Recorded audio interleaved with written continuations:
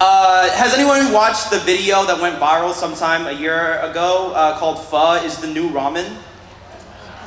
I saw something like, oh my god.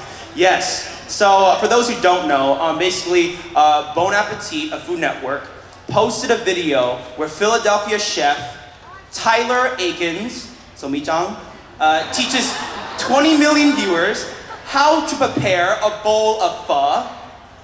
He gives all the wrong instructions while twirling the noodles spaghetti style. He claims that sriracha ruins the flavor. I really don't know if he's just trying to say that it's too spicy. He also claims that pho is on the rise to replace ramen. You know, as if there can only be like one Asian phenomenon at a time. And for a review on Vietnamese cuisine, you would have thought the producers would have picked someone, I don't know, Vietnamese? Or Japanese? Or Chinese? Or someone they can't tell the difference between?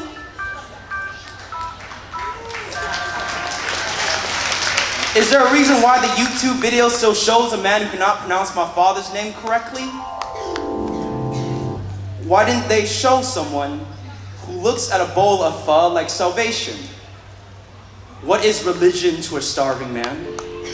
What does a white God and good table manners mean to a country at war with itself? Tyler, have you ever made soup from bones, fed the children first, and still starve the family?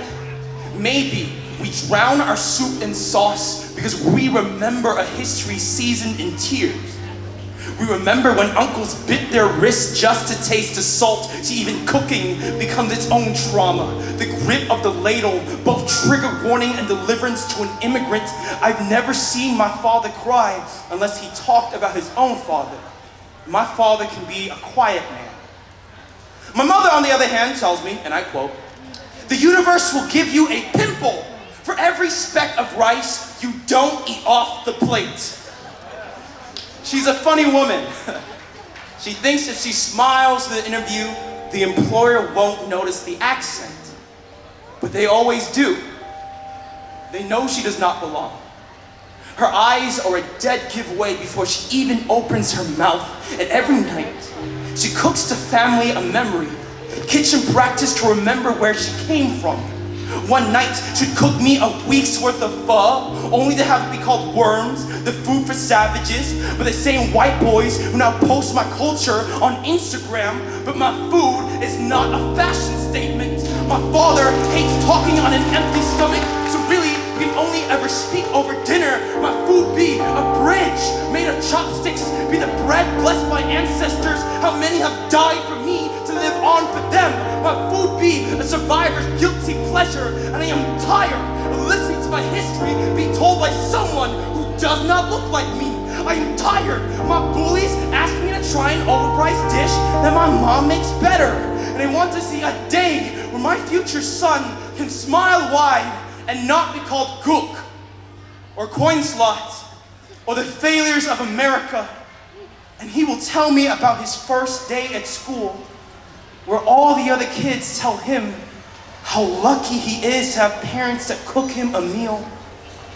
And he will look at me smiling, a source of pride, the hero I never got to see in the movies. And whoever decides to consume this story without my consent, this future without my consent, I say go for it. You have your fill. Bite off more than you can chew, and then gag at the roots.